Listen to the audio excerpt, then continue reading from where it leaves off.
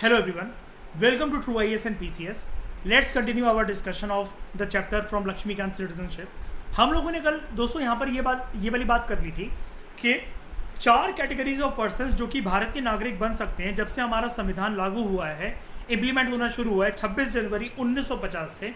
उसकी हमने 4 कैटेगरीज की एनालिसिस करी थी. इसमें मुझे कोई बता दो, किसी को कोई डाउट है भी यहाँ तक? जल्दी बताओ. किसी को कुछ समझना है? आप लोगों ने रिवीजन करी होगी या फिर मैं थोड़े दिन का टाइम दे दूं आपको कि आप रिवीजन करके पूछ लोगे बाद में? अपने हिसाब से बता दो, क्योंकि थोड़ा सा था तो ये टिपिकल. ठीक है, थोड़ा सा टिपिकल तो था. मैं 1-2 दिन का समय दे रहा हूँ. आज वेडनेसडे है, सैटरडे तक मुझसे पूछ लेना अगर कोई डाउट निकले तो. ठीक है, तब तक हमारा चैप्टर भी ओवर हो जाएगा मोस्ट प्रोबेबली. ठीक है, अब आगे बात करते हैं. हमने ये पढ़ा था कि अगर हम सिटीजनशिप की बात करें ना, तो 4 लोगों को सिटीजनशिप मिल सकती है अलग अलग क्राइटेरिया से. जो लोग ऑलरेडी डोमिसाइल्ड हैं, जो लोग पाकिस्तान से यहाँ पर माइग्रेट कर आए थे, जो लोग पाकिस्तान चले गए थे लेकिन घुमा फिराकर बाद में मेरी बेशरम गर्लफ्रेंड की तरह मेरे पास वापस आ गए, इंडिया वापस लौट गए. और चौथे वो जो कि इंडियन ओरिजिन के पर्सन तो हैं, उनकी जड़, खानदानी जड़ हिंदुस्तान तो है, लेकिन वो आउटसाइड इंडिया रह रहे हैं. तो क्या उनको भारत की नागरिकता मिलेगी? जी हाँ, बिल्कुल मिलेगी. जिसको हमने 4th पॉइंट में डिस्कस करा था. क्या था इसको मैं बता देता हूँ. शायद से ये कल मैं जल्दी थोड़ा सा बोल गया था.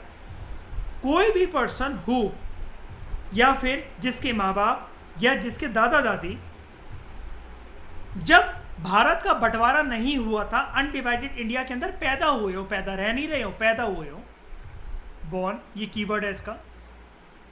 ठीक है, लेकिन वो पर्सन ना ऑर्डिनरीली टेम्पररी तरीके से इंडिया के बाहर रिसाइड कर रहे हैं. वैसे भी रिसाइड कर रहा है, उसको एप्पल में वो जॉब कर रहा है, माइक्रोसॉफ्ट में, गूगल में, फेसबुक पे या कहीं पर भी, या फिर वो लोगों को दिखा रहा है कि मैं अमेरिका रहता हूँ, वॉशिंगटन डीसी रहता हूँ, ये वो, और पता चला वहाँ के KFC या मैकडोनल्ड में बाथरूम साफ कर रहा हूँ, टॉयलेट साफ कर रहा हूँ, संडास साफ कर रहा हूँ. कुछ भी पर्पज से वो बाहर रह रहा है, लेकिन वो हिंदुस्तान की धरती के बाहर रह रहा है. वो भारत का नागरिक बन सकता है क्या? जी हाँ, बिल्कुल बन सकता है. That person can become citizen of India अगर वो रजिस्टर्ड है citizen of India by diplomatic या फिर consular representative of India in the country of his residence. वो बस रजिस्टर होना चाहिए. यानी कि इसका मतलब क्या है? Diplomatic and consular representative of India मतलब क्या? सिंपल भाषा में आप इसको बोल लो, एम्बेसी के पेपर जिसमें रिकॉर्ड होता है इन सबका, एनआरएस वगैरह का. या फिर आपको मैंने बताया था ना, एम्बेसीज कैपिटल में होती है और बाकी जगह एम्बेसी की जो ब्रांच होती है उसको कॉन्सुलर कहते हैं. इकोनॉमिक्स के अंदर मैंने ये वाली बात बताई थी, याद है सबको? अमित या मयूर ने मुझसे डाउट पूछा था, हमें याद होगा, मयूरी आपको मैंने बात बताई थी. ठीक है, अब वो रह रहा हूं वेदर बिफोर या फिर after the commencement of the constitution. जब कॉन्स्टिट्यूशन हमारा 26 जनवरी 1950 के बाद इंप्लीमेंट होना शुरू हुआ, चाहे उससे पहले चाहे उसके बाद, यहां फर्क नहीं पड़ता, क्योंकि हमें एश्योरेंस किस बात की मिल गई है कि बेटा तेरे माँ बाप या तेरे दादा दादी तो इसी धरती के अंदर बॉर्न हुए, तो तेरे को ज्यादा सिटीजनशिप की लोड नहीं उठानी पड़ेगी. तू आराम से आ यहाँ पर, बस अपना आपका नाम को रजिस्टर करवा जा. चाहे कॉन्स्टिट्यूशन जब से इंप्लीमेंट हुआ था उससे पहले, 26 जनवरी 1950 से पहले, यानी कि 25 जनवरी 1950 तक, या 27 जनवरी 1950 के बाद कभी भी. ये जो प्रोविजन है ये ओवरसीज मतलब क्या होता है? अपनी कंट्री के बाहर. ठीक है, टेरिटोरियल वाटर्स या फिर जमीन के बाहर दूसरी कंट्री मतलब फॉरेन लोकेशंस, ओवरसीज इंडियंस के लिए जो कि भारत की नागरिकता को एक्वायर करना चाह रहे तो उनको दिक्कत नहीं आती. इस चैप्टर के बारे में हम लोग और पढ़ेंगे. जब मैंने आपको बताया था मैं फर्क बताऊंगा OCI वर्सेस NRI के बीच में.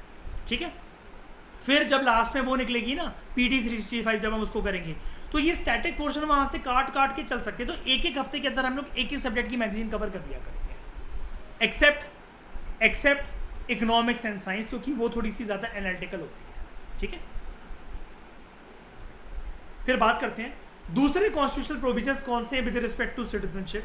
नंबर 1, इसके अलावा कौन कौन से? अच्छा, मुझे एक बात बताना, जो चीजें आर्टिकल 5 to 11 या फिर पार्ट 2 के अंदर जो कवर नहीं है उसके लिए, और वो चीजें कहां पर कवर है? फिर अगर नागरिकता का कोई भी अगर विषय आता है, मुद्दा आता है, तो वो चीज कहां पर देखने को मिलेगी मुझे? हाँ, सिटीजनशिप एक्ट 1955. ठीक है, ये चीज सबको क्लियर है कल के लेक्चर से? आगे बात करूं? ठीक है, अश्वित कोई डाउट तो नहीं यहां तक? मिसबा, आप पुराने लेक्चर देखोगे, आपका बेस बन जाएगा. ठीक है, ये आपने पढ़ा है मिसबा आपने पहले? अच्छा, कोई बात नहीं, लेकिन अभी जितना मैंने बोला थोड़ा बहुत रिलेट कर पा रहे हो हल्का फुल्का? लेक्चर्स में कंटिन्यू रहना, लेकिन आप समझ जाओगे, कोई दिक्कत वाली बात नहीं, आप सुनते रहो, आराम से समझ में आ जाएगा, ठीक है। पिक्चर देखने जैसे एकदम से बीच में बैठे हुए हो, आपने स्टार्टिंग से मूवी नहीं देखी, घर वाले देख रहे थे, लेकिन वो पिक्चर जैसे बढ़ती रहती तो थोड़ा थोड़ा आगे आगे समझ में आता रहता है ना आगे की स्टोरी आपको, तो ऑटोमेटिकली पूरी कहानी बन जाती है, ऐसे आपकी कहानी बन जाएगी पूरी की पूरी, ठीक है। Number 1, no person shall be citizen of India, या फिर वो भारत का नागरिक माना नहीं जाएगा अगर उसने किसी फॉरेन स्टेट को हम लोग क्या बोलते हैं, जल्दी बताओ, एलियन स्टेट, शाबाश। क्या एलियन स्टेट का इसका मतलब ये है प्रिया कि मुझे दूसरी मिल्की वे गैलेक्सी कोई मिल गई है, नए प्लैनेट्स मिल गए हैं? नहीं ना। पॉलिटी की लैंग्वेज में एलियन का मतलब क्या होता है? हमारे देश से कोई भी बाहर जो देश होगा, अन्य जो नेशन स्टेट होगा, उसको हम लोग क्या बोलेंगे? Alien state. अगर उसने वॉलंटरी, ये वर्ड देखना, कीवर्ड, जानबूझकर अगर उसने दूसरी कंट्री की नागरिकता एक्वायर कर ली है, तो वो 2 जगह का नागरिक नहीं रह सकता। कुछ टाइम पहले, आई थिंक लॉकडाउन की बात है या फिर उसके बाद की बात है, एक विवाद चला था टीवी पे, आपने देखा होगा कि अक्षय कुमार ने भारत की और कनाडा की दोनों की नागरिकता को अपना कर रखा हुआ है। एक ऐसा मुद्दा आपने शायद से ट्रेस करा उसको। तो ये विवाद उठ गया था कि एक जगह की सिटीजनशिप उसको छोड़नी पड़ेगी, लेकिन मुझे नहीं पता उसने क्या तिकड़म करी या क्या प्रूफ कर दिया, तो वो बच गया, ये मुद्दा शांत हो गया। दूसरा, हर एक पर्सन हु इज या फिर deem to be citizen of India, जो एक्वायर करना चाहता है, भारत का नागरिक बनना चाहता है, वो भारत का नागरिक ही रहेगा, कंटिन्यूड रहेगा, ठीक है, मिल जाएगी उसको नागरिकता, लेकिन फिर उसे उन कानूनों का पालन करना पड़ेगा जिस कंट्री में वो, अगर मान लो किसी और कंट्री से आया, अगर वो रह रहा था, तो वो उस कंट्री के कानून वगैरह को, जैसे मतलब मान लो अगर वो अमेरिका से आया, तो उधर राइट टू कैरी गन कैसा राइट है, जल्दी बताओ, मैंने बताया था, फंडामेंटल राइट है वहां का, है ना। अमेरिका में टोटल कितने फंडामेंटल राइट्स हैं? 19, ठीक है। They are subject to the provisions of any law made by the parliament, यानी कि पार्लियामेंट के द्वारा बनाए गए हर एक कानून का उनको पालन करना पड़ेगा, ऐसे किसी भी पर्सन को, ओके। उसके बाद पार्लियामेंट के पास ये पावर होती है, संसद भवन के पास ये पावर है कि कोई भी प्रोविजन वो बना सकता है, कैसे? कानून व्यवस्था पास करके, लॉ बनाकर, एक्ट बनाकर। प्रेसिडेंट जब साइन कर देगा एक्ट बन ही जाएगा। Parliament shall have the power, देख रहे हो कीवर्ड, पार्लियामेंट को पावर दी गई है, it shall have the power to make any provision with respect to the acquisition, अगर किसी को सिटीजनशिप चाहिए है या छोड़नी है, टर्मिनेट करनी है, और वो सारे मैटर जो कि नागरिकता से रिलेटेड, पार्लियामेंट ही बनाएगा इन पे। तो ये वाली लाइन के ऊपर प्रीलिम्स के अंदर क्वेश्चन आ सकता है कि इंडिया के अंदर सिटीजनशिप का एक्वायर का मुद्दा हो या टर्मिनेट करने का मुद्दा, नागरिकता मुझे चाहिए है या छोड़नी है, इसके ऊपर सोल डिसीजन मेकर कौन है? पीएम, प्रेसिडेंट, पार्लियामेंट या supreme court? What is the answer? Option 1, 2, 3 के 4, पार्लियामेंट, ठीक है, ये प्रेसिडेंट था, ठीक है। अब बात करते हैं, जब इसके एक्ट के बारे में इतने कुछ बात हो ही रही है कि जो चीज़ें संविधान में नहीं थी, आर्टिकल हमने कल पढ़ा था इसको, आर्टिकल 5 to 11 में नहीं थी, या अगर मैं बोलूँ कि पार्ट 2 में नहीं थी, तो उसके लिए एक विंडो दे दी गई है मुझे कि अगर और भी कोई मुद्दा आएगा तो आप रिलाई करो सिटीजनशिप एक्ट 1955 पे, मतलब पार्लियामेंट के द्वारा बनाए गए कानून व्यवस्था पे वो करो। और मैं ऐसा क्यों बोल रहा हूँ, सिर्फ इसी एक्ट पे क्यों नहीं रिलाई कर रहा हूँ, क्योंकि ये टाइम टू टाइम काफ़ी बार इसके अंदर संशोधन करा जा चुका है, ये काफ़ी बार अमेंड हो चुका है। लेकिन अमेंडेड वर्जन तो मैं बाद में देखूंगा, पहले इसके ओरिजिनल वर्जन को देखता हूँ मैं, ये है क्या। ये बार बार जब भी हमारे देश में नागरिकता का कोई भी विषय उठता है, जैसे जब बांग्लादेश के रेफ्यूजीज ईस्ट पाकिस्तान से यहाँ पर ये भाग कर आए थे, तो मैंने बताया था असम वगैरह के लोगों को काफ़ी ज़्यादा दिक्कत हुई थी। तो जब ये पार्टीज बनी थी पूरा का पूरा उनको वापस भगाने के लिए, ये जब पार्टी बनी आसू, ऑल असम स्टूडेंट्स यूनियन, या असोम गाना संग्राम परिषद, AGSP, ये कुछ भी जब वो बना, और मैंने आपको बताया भी था, इनका एक लीडर जो था वो ये कॉलेज के स्टूडेंट्स थे, और यंगेस्ट चीफ मिनिस्टर अपनी शादी के अंदर बैठा था, जिसको मैं पोस्ट इंडिपेंडेंस में बखूबी तरीके से आपको कवर करवाऊंगा, ये पूरा का पूरा मुद्दा, ठीक है। लेकिन मुझे इसके अलावा एक बात बताओ ज़रा, ऐसा तो नहीं है कि सिर्फ सिटीजनशिप का मुद्दा सिर्फ इसी टाइम पे आया हो, ये तो बहुत बाद में भी आ चुके हैं। जैसे रिसेंटली देख लो, नेशनल पॉपुलेशन रजिस्टर के बारे में सुना है? असम का मुद्दा आज तक चालू है। नॉर्थ ईस्ट से वो लोग डिमांड करते हैं कि जो बांग्लादेशी रेफ्यूजीज जो यहाँ से आए थे उनको आइडेंटिफाई करके भगाओ और वापस अपने देश में उनको पटको। लेकिन हमने एक बात पढ़ी थी ना सार्क वाले चैप्टर में, साउथ एशिया वाले चैप्टर में, बांग्लादेश और इंडिया के रिश्तों में खटास का एंगल क्या है? सिर्फ एक एंगल। जल्दी मुझे कोई बता सकते हैं उसके बारे में? सिर्फ एक एंगल क्या है? बांग्लादेश रिफ्यूज कर देता है कि या फिर एक्सेप्ट करता है कि हाँ रेफ्यूजीज आए थे, 90 लाख रेफ्यूजीज तो मारे। इस बात को मान लेता है बांग्लादेश आराम से? हमसे नहीं मानता है ना, डिनाई कर देता है साफ साफ। तो ये चीज़ हमें चुभती है। यार मैंने बताया था इंडिया का एंगल क्या? भाई मुझे नहीं गिनवाओ, मुझे नहीं चाहिए अपनी तारीफें कि मैं किसी लिए कुछ करता हूँ, मैं किसी के लिए कुछ वो हूँ, ये हूँ, वो हूँ। मुझे नहीं चाहिए अपनी तारीफें। लेकिन जब अगर पॉइंट का मुद्दा है, कम से कम तुम एग्री तो करो। अगर मैं तुमसे पूछ रहा हूँ, तुम तो डिनाई कर दे रहे हो कि नहीं तुमने कब हमारी हेल्प करी, तुमने कब हमारे लिए कुछ करा है। तो ये नालायक औलाद की तरह हमसे बिहेव करता है बांग्लादेश। जबकि हम चाहते तो आराम से कब्जा कर लेते। वो तो प्रधानमंत्री कोई और हो गए, मेरे जैसा प्रधानमंत्री होता तो बताता। शेख मुजीबुर रहमान को दिलासा देता, हाँ पक्का पक्का हेल्प होगी तेरी, और पाकिस्तान के साथ जाके मिलकर कब्जा हो जाता है इसको। सिटीजनशिप एक्ट 1955 1955 का नागरिकता कानून, it provides for the acquisition. मुझे सिटीजनशिप एक्वायर करनी है, या फिर मेरी सिटीजनशिप कब मैं छोड़ रहा हूं, या फिर देश मुझसे मेरी नागरिकता छीन लेगा। दोनों चीजें होती हैं। लूज का मतलब ये नहीं होता कि मैंने छोड़ दी, कभी कभार मैं नहीं भी छोड़ूंगा तो क्यों? आपने ये मुद्दा नहीं सुना कभी? आज के टाइम में नहीं लिखा जाता ये। एंशिएंट मेडिवल में टर्म तो सुनी होगी अक्सर, देश निकाला दे देना, एग्जाइल पर भेज देना, पक्का सुना होगा ना। तो हम आज देखेंगे कि आज के समय में 21st सेंचुरी में देश निकाला किसको कहते हैं, क्या होता है, वो कहाँ दे रखा है प्रोविजन? इसके अंदर दे रखा है नागरिकता कानून 1955 यानी कि सिटीजनशिप एक्ट 1955। जब से कॉन्स्टिट्यूशन कमेंस हुआ, यानी कि ये कब से माना जाएगा एक्वायर करना, लूज करना? कौन सी डेट? जल्दी मुझे बता दो फटाफट डेट। 1950, ठीक है। ओरिजिनली जो सिटीजनशिप एक्ट है 1955 का, वो हमें ये प्रोवाइड करता है, वो प्रोवाइड करता था एक और चीज़ के बारे में एक्स्ट्रा, कॉमनवेल्थ सिटीजनशिप। मुझे कोई बता सकता है थोड़ी सी झलक लेकर प्रीवियस चैप्टर से, ये कॉमनवेल्थ क्या था? प्रीएम्बल वाले चैप्टर के अंदर ही कवर करवाया था इस देशों को मैंने। ब्रिटिश कॉमनवेल्थ ऑफ नेशन क्या था? जल्दी बताओ फटाफट। हाँ वेरी गुड, ठीक है। हाँ यानी कि ब्रिटेन ने, मिसबा हुआ क्या था, ब्रिटेन जो था ना उसने हम पे कब्जा कर रखा था। चाहे आप उसको यूके बोलो, ब्रिटेन बोलो, चाहे इंग्लैंड बोल लो।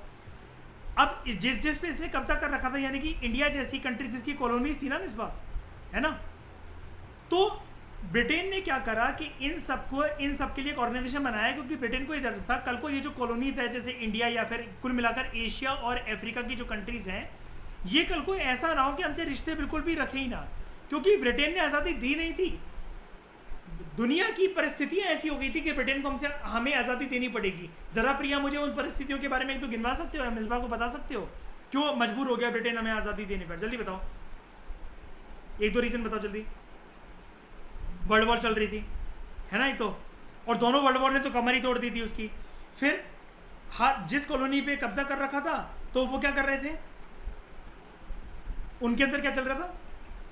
हाँ, जिसको हम लोग क्या बोलते हैं, आज़ादी की लड़ाई को हम लोग पॉलिटिकल साइंस की लैंग्वेज में क्या बोलते हैं? डीकॉलोनाइजेशन मूवमेंट्स, है ना, आज़ादी की लड़ाई, ये सब चल रहा था। तो उसकी कमर टूट गई, और पैसा, और इतनी सारी कॉलोनीज को संभालने के लिए क्या चाहिए? पैसा। क्या ब्रिटेन के पास पैसा था उस टाइम पर? था, लेकिन वो इतना ज़्यादा खर्चा नहीं करना चाह रहा था एक्चुअली, क्योंकि सबसे ज़्यादा खर्चा उसका कहाँ पर हो गया था? वर्ल्ड वॉर में। But this provision was repelled by citizenship amendment act 2003। 21वीं शताब्दी के अंदर जब सिटीजनशिप अमेंडमेंट एक्ट ये भी आता है, नागरिकता संशोधन कानून 2003, उसमें ये कॉमनवेल्थ सिटीजनशिप जो है ये इसको टाल दिया गया। तो यानी कि आप देख रहे हैं एक बात, अगर आपसे प्रीलिम्स में कल कोई क्वेश्चन पूछ लिया या इंटरव्यू में क्वेश्चन पूछ लिया जाए, क्या 21st सेंचुरी में हमारे पास ब्रिटिश कॉमनवेल्थ ऑफ नेशन की सिटीजनशिप थी? तो आप क्या बोलोगे आज के बाद? हैं 21st सेंचुरी ना, क्या हो गया ये साल 2002 तक मैं पूछ रहा हूँ, थी था, है ना। लेकिन अपने माँ बाप से भी पूछ कर देख लेना, अपने घर में भी किसी से पूछ के देख लेना, उनको पता ही नहीं होगा ये वाली चीज़। अब पता है क्यों हुआ ऐसा? आपको नहीं लगता कि ये एक चीज़ के साथ क्लैश कर रहा है जो कि हम प्रीवियस चैप्टर के अंदर पढ़ चुके हैं? अमेरिका के अंदर कितनी सिटीजनशिप होती है? यूनिक है, डुअल। और हमने क्या बोल रखा है, हमारी कितनी होती है? यूनिक है, डुअल। Single citizenship. आपको नहीं लगता ये सिंगल सिटीजनशिप की आइडियोलॉजी के साथ क्लैश कर रही है ये वाली लाइन 2002 तक कर रही है ना, इस वजह से, ठीक है? लेकिन हिंदुस्तान का आदमी भाई ऐसा होता है, जब पूरी दुनिया आगे निकल जाती है ना, उसके बाद उसे पता लगता है अच्छा ये चीज़ हट गई, अभी तक हमारे पास थी, क्या बात कर रहे हो। पूरी दुनिया जब बिटकॉइन खरीदी होती है, जब इंडिया चार्ट बैठने देखता है, अच्छा बिटकॉइन में भी पैसे लगा सकते हैं, कैसे? हिंदुस्तान का आदमी यकीन नहीं करता पहले, फिर जब पूरी दुनिया आगे कमा के निकल जाती है, फिर उसके बाद कहता है अच्छा ये भी चीज़ होती है, ओ मुझे तो पता ही नहीं था। अब सबसे पहले बात करते हैं सिटीजनशिप को एक्वायर कैसे करा जा सकता है, how can be acquire citizenship, और ये किस बेसिस पे बात करेंगे हम लोग, इसी एक्ट के तहत पर। 5 तरीके होते हैं अगर मुझे सिटीजनशिप एक्वायर करनी है भारत की। ध्यान से समझो इस मुद्दे को। अगर कल को आप IAFS ऑफिसर बनते हो, आपकी प्रेफरेंस अगर IPS, IAS और IFS है, कैसे भी है, लेकिन अगर उसके अंदर इंडियन फॉरेन सर्विस का जिक्र है, इस क्वेश्चन से बच नहीं पाओगे।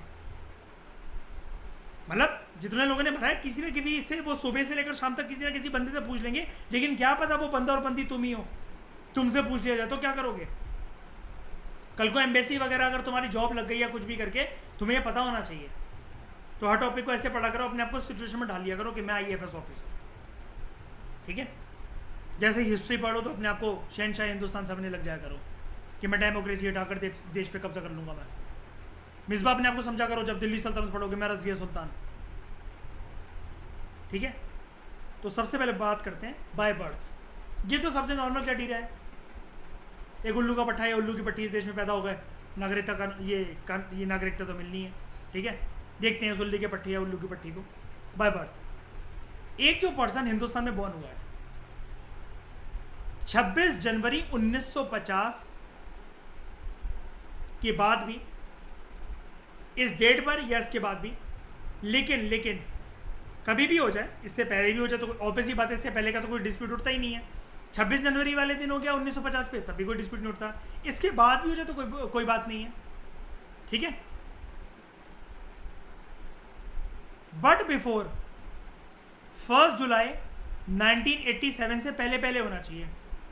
आप कहोगे एक्सक्यूज मी, हम सारे लड़के लड़कियां तो यार इसके बाद पैदा हुए हैं, 1990 के बाद से तो हमारी डेट शुरू होती है पैदा होने की, जितने फाउंडेशन कोर्स में भी बैठे हैं सारे लड़के लड़कियां, हम नागरिक नहीं हैं। तो मैं आपसे कहना चाहूँगा, दिमाग खोल कर NCERTs पढ़ी जाती हैं और बुक्स पढ़ी जाती हैं। अभी हम अमेंडमेंट एक्ट का पढ़ रहे हैं, अभी तो हम नॉर्मल पढ़ रहे हैं ना, सिटीजनशिप अमेंडमेंट 1955 में ये वाली बात बोली गई थी।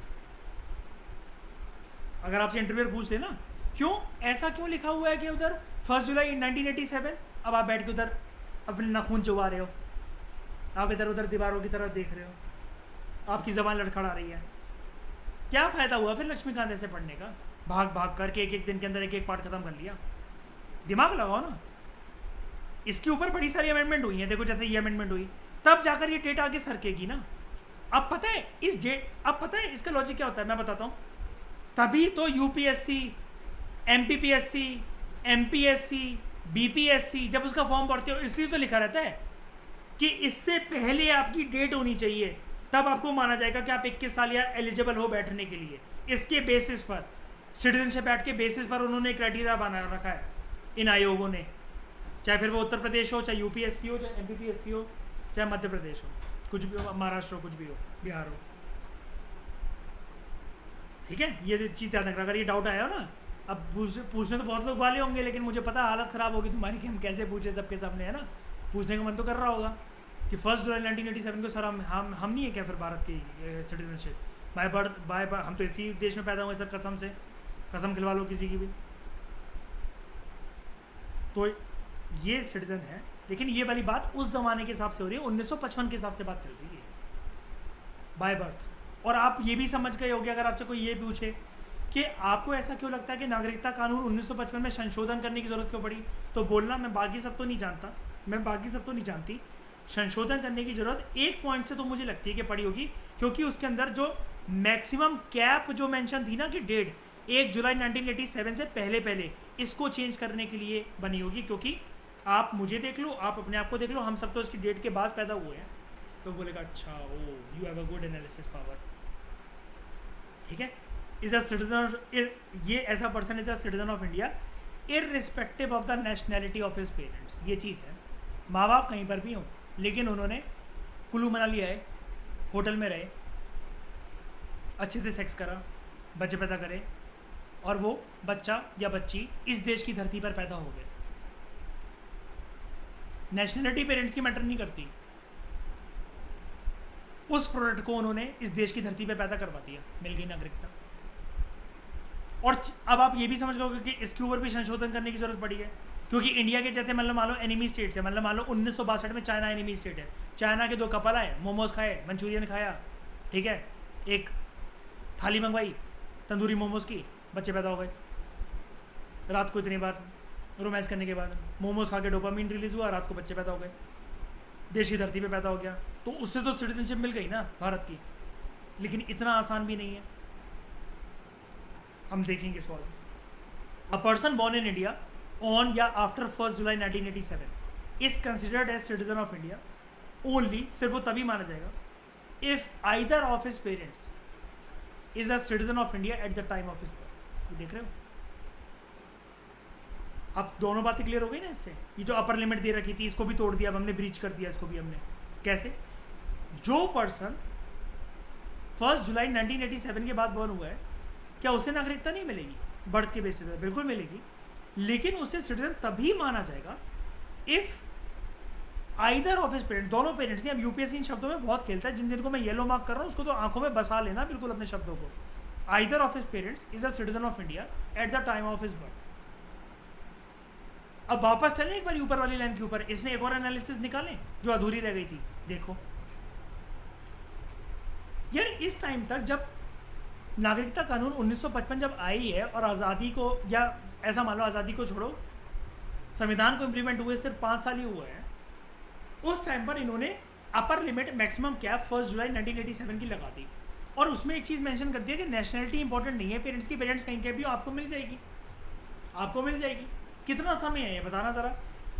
50 से 60, 70, 80 और 87, यानी कि 37 साल का समय। इस समय के अंदर अंदर irrespective of the nationality of your parents आपको नागरिकता मिल जाएगी। अब मैं एक बात बताऊं, ये गेम किस लेवल तक जा सकता है, इसके ऊपर क्वेश्चन यूपीपीएससी जैसे पता क्या करेंगे कि कमेंसमेंट ऑफ द कॉन्स्टिट्यूशन के बाद कितने सारे सालों तक ये वाली बात बोली गई थी कि पेरेंट्स की नेशनलिटी कुछ भी हो लेकिन उसको नागरिकता मिल जाएगी बाय बर्थ, तो वो ऑप्शन मेंशन कर देंगे 35, 36, 37, 38, ऑप्शन 1, 2, 3, 4। ये गेम इस लेवल तक जा सकता है, तो आपका करेक्ट आंसर बनेगा 37। ऐसे देखा जाता है इसको। डोंट वरी, ये एनालिसिस मैं करके बैठता हूँ, ये होमवर्क की जिम्मेदारी मेरी है, आपका काम सिर्फ ये है पढ़ना और ऐसी चीज़ों पे चील की निगाह से इसको देखना, ईगल्स आई व्यू से इसको देखना कि कोई भी चीज़, एक शब्द छूटे ना, वो क्या कहने की कोशिश कर रहा है, किताब मुझसे क्या बोल रही है। Further, those born in India 3 दिसंबर 2004 को या उसके बाद,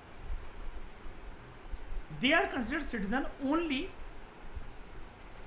पहले क्या, मुझे पेरेंट्स की जरूरत नहीं है कहीं के भी हो वो। दूसरे में क्या, चाहे मेरे पिताजी चाहे मेरी माताजी, कोई भी एक से काम चल जाएगा, बस वो भारत के नागरिक होने चाहिए जब उन्होंने मुझे पैदा कराओ। अगर मैं पैदा हो रहा हूँ 1 जुलाई 1987 के बाद, अगर कोई पैदा हो रहा है 3 दिसंबर 2004 के बाद, तो उसके लिए कंडीशन ये है, दोनों के दोनों माँ और बाप वो नागरिक होने चाहिए भारत के, ठीक है। If both of the parents are citizen of India, लेकिन एक कंडीशन और भी है, ऑप्शन और है, सॉरी कंडीशन नहीं, ऑप्शन और है, one of whose parents is a citizen of India. एक हो जाए तब भी काम चल जाएगा, लेकिन दूसरा, अगर माँ है सिटीजन ऑफ इंडिया तो चल जाएगा काम, बाप है तब भी चल जाएगा, तो दोनों की जरूरत नहीं। लेकिन दूसरों के साथ कंडीशन क्या है, माँ अगर सिटीजन ऑफ इंडिया है तो बाप ना इलीगल माइग्रेंट नहीं होना चाहिए अपनी औलाद के बर्थ के टाइम पर, और अगर बाप सिटीजन ऑफ इंडिया है तो माँ इलीगल माइग्रेंट नहीं होनी चाहिए। कि सैयारा और सैयारा सितारों के जहाँ में मिलेंगे। अब यारा मैंने बॉर्डर से ऐसे खींच कर निकाल लिया कैटरीना कैफ को, क्या जा एक था टाइगर बनाते हैं, तू पाकिस्तानी मैं हिंदुस्तानी, आजा बॉर्डर को तारों के नीचे से आई है मेरी बीवी,